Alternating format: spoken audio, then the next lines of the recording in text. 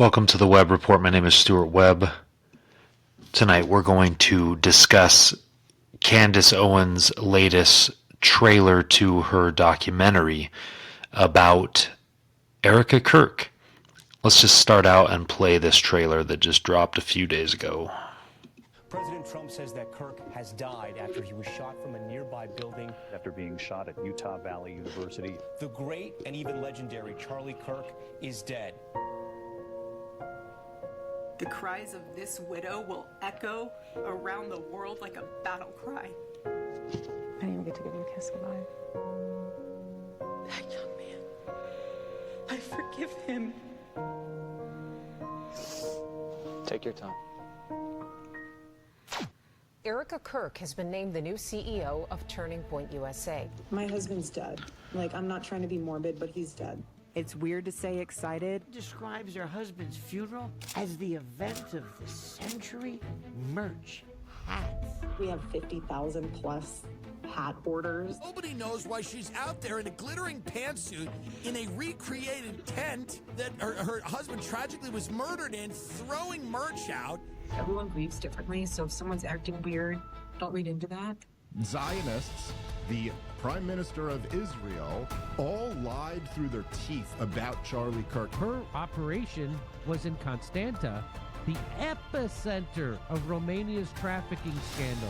Weird conversations to have with a 15-year-old. I'm gonna touch your butt. $8.6 million to their own shell company. What is going on? We had nothing to hide. My aunt used to tell me, never do something that you don't want on the front page of a newspaper. Okay, so if you've been following this, which actually I haven't been following the Candace Erika feud, because I don't really care that much. I don't trust either of them.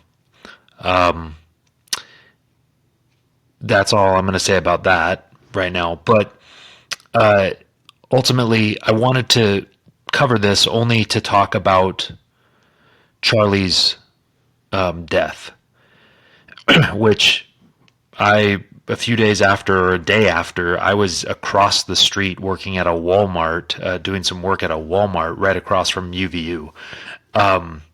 Very, very weird, just a weird spirit there and a weird experience when that was all going down.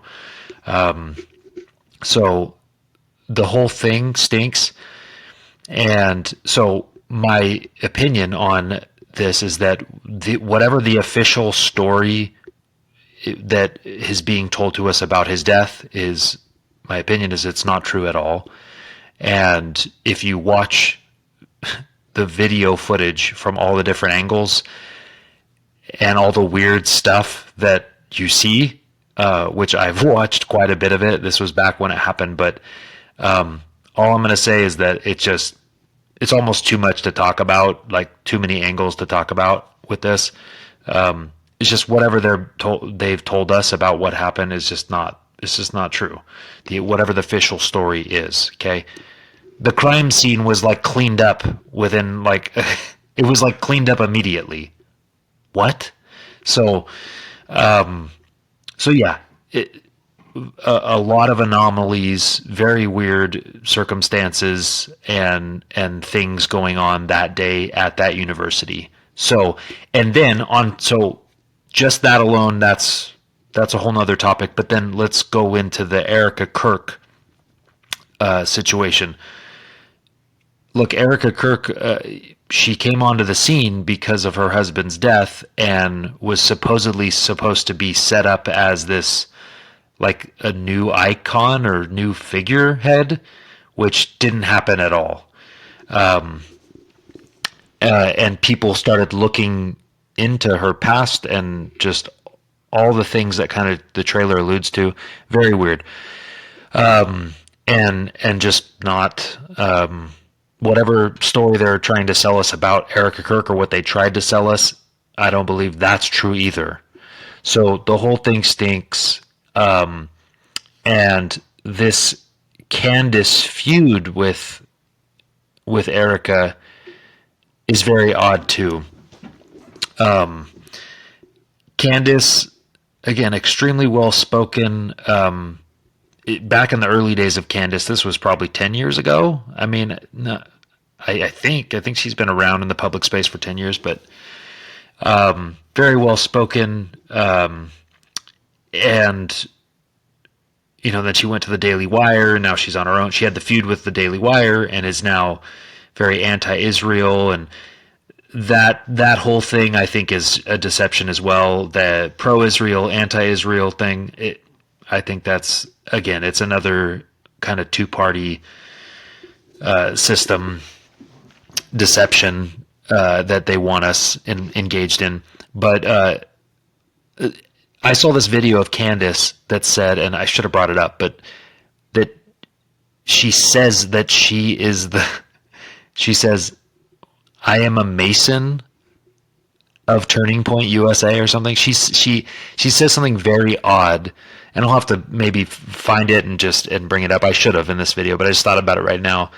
That, to me, I just thought this whole thing is odd. Everything about the very public murder that,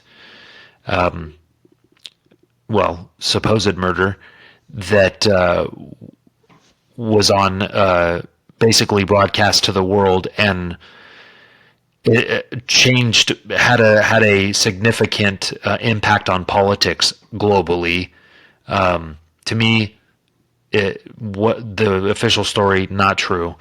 And then, does anybody know or care about the shooter who supposedly was on top of a roof who shot Charlie Kirk? Like, does anybody, Tyler Robinson, come on, guys, does anybody really? So again, this video is not going to be breaking all that stuff down, because it's been broken down a million times by a million different people, going over all the anomalies and the things that don't make sense, and how it doesn't add up. I don't have to rehash that. I think we all know that something's off about this whole thing, but very interesting that she came out with this trailer, and I guess has just put out a few episodes investigating Erika Kirk, which hopefully, if done in good faith and actually brings things to light of who she actually is, great. But I don't know. I don't trust Candace either. So I think we need to really, it's like we've been told, I believe these are inspired words, that we need to have the Holy Ghost with us in order to survive the days ahead. We're going into this AI,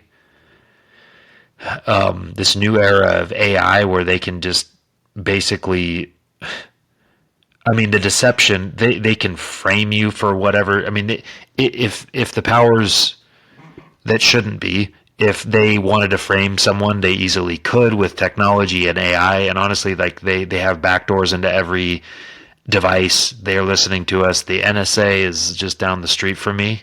I mean, I live in Lehigh, Utah, and there's a massive NSA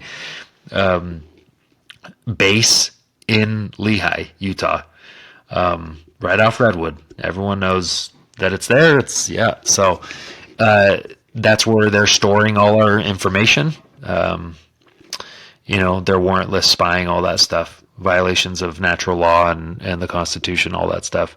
So we need to make sure that we're doing our best to stay right with God and listening to the Holy Ghost, listening to promptings the best we can, and not just taking people's words for it. And I will say, so originally, when the news about Charlie Kirk happened, I was in downtown Salt Lake City, and I thought, are you kidding me? Like, he got shot at UVU? What? Like, and apparently he's dead, which Donald Trump tweeted before he was actually officially dead. He said he's dead. I don't know. It just, look, you just spend 5 minutes looking at investigating this thing, and you think, what the heck happened there? Right.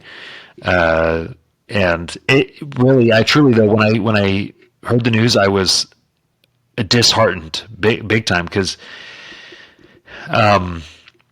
Charlie, like however you feel about him, he was extremely eloquent and had this very big impact on the younger generation, and he was very well spoken, and he was a massive voice in our society, and I would say mostly for the good. Like I agree with most of his positions, and you can disagree on how he went about certain things and whatnot, but ultimately, I agreed with the fact that he would go on to campuses and chat with people and talk with people. Like, we have to be able to have, if you can't have civil discourse in society, if you're not allowed to speak one with another and gather and assemble, freedom of assembly, you can't. Okay, all the rights listed in the First Amendment: freedom of speech, freedom of religion, freedom of the press, freedom to assemble, freedom to petition your government for grievances. If you don't have those things, you don't have a society. You don't have a meaningful society. So I am grateful that that he made that popular, because we need to be able to have discussions. We need to be able to have civil public discourse, peaceful civil public discourse. And so I'm grateful that he did that and he made that popular. But everything about his death and his wife and all these feuds and everything that came after it, very, very odd and suspect.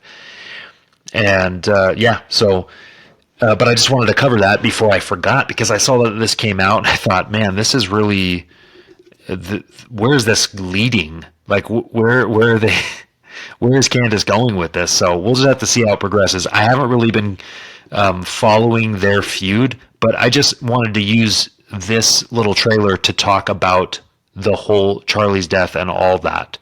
And we just live in a society of deception. So when something happens that triggers your emotions, like when I heard about Charlie's death, I was completely disheartened, and I just thought, I saw the footage and I just thought, right off the bat, I was just so disheartened and honestly couldn't believe it. I was just like, and this is down the street from me, and then to be working across the street from the college the next day, and it was just a little surreal. And so, but after the emotions cooled, you just kind of take a look at the whole situation, and it just reminded me that, even that people in power, wicked people in power that are organized, they really do want to use your emotions against you. They want you to, they want to be able to trigger a mass amount of people with fear, so that we will submit to whatever they want. And it's like what happened with the lockdowns during COVID. It's just the same thing.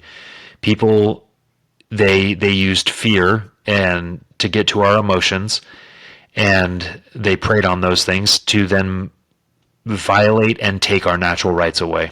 And so that's kind of really my point of this video, is that we can all be manipulated, and so we need to be vigilant and recognize that there is that there's a danger there, and we need to be aware of it. So that's all I have for this video, but have a good night.